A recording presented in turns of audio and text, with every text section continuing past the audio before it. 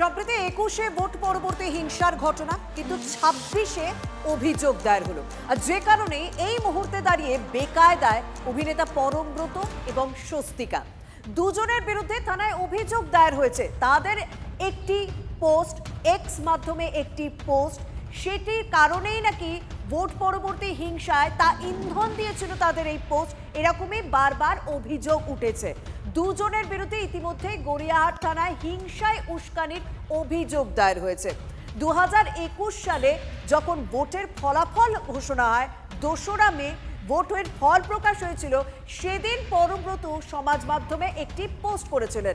সেই পরমব্রতর পোস্টে কমেন্ট করে সেটিকে সমর্থন জানিয়েছিলেন স্বস্তিকা। বিস্তারিত জানাবেন আমাদের সহকর্মী সুশোভন সঙ্গে রয়েছেন। সুশোভন, একটা প্রশ্ন তো স্বাভাবিকভাবেই আসে, 2021-এর ঘটনায় 26-এ কেন এই অভিযোগ দায়ের হলো? আর এই অভিযোগ পত্রে ঠিক কোন কোন বিষয়গুলি উল্লেখ করা হয়েছে পরমব্রত এবং স্বস্তিকার বিরুদ্ধে? দেখো, যিনি অভিযোগ করছেন তিনি স্পষ্টত বলছেন যে তিনি তার কাছে এই সময়ে দাঁড়িয়ে বেশ কিছু ক্লিপিংস এসছে বা বলা যায় স্ক্রিনশট এসছে। সেই স্ক্রিনশট পাওয়ার পরেই তিনি অভিযোগ করছেন। কিন্তু অভিযোগটা 2021 সালে বিষয় ধরেই, তার কারণ 2021 সালে পরমব্রত চট্টোপাধ্যায় তিনি একটি টুইট করেছিলেন যেখানে একটি কথা লেখা ছিল, এবং সেই কথার ভিত্তিতেই কিন্তু আজকে গড়িয়াহাট থানায় অভিযোগ হয়েছে।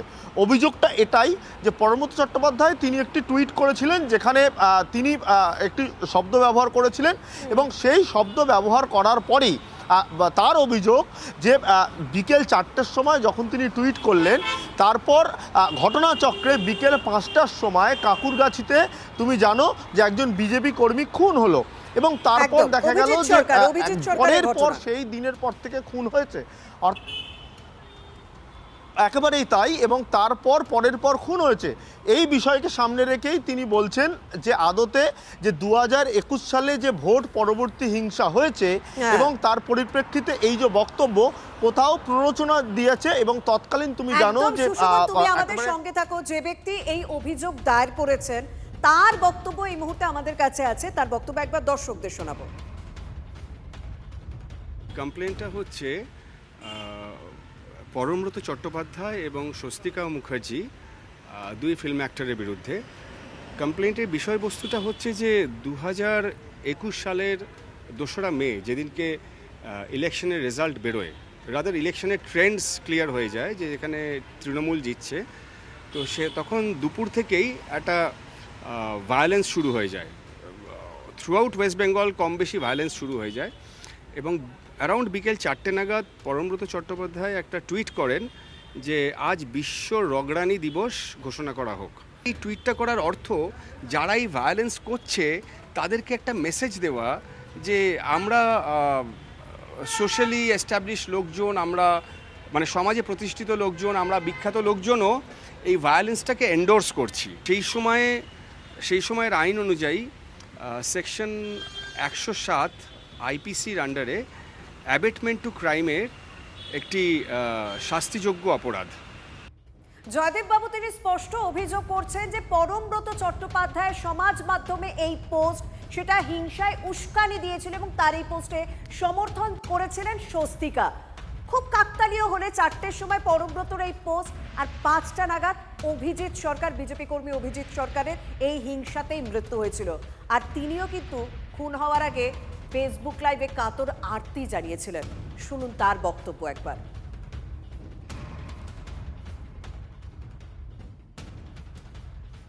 আমি লাইভে আসতে জানি না, আজকে আমার সামনে বোমের পর বোম ফেলে পড়লো, আমার ঘর দৌড় পার্টি অফিস ভাঙচুর করে দিল।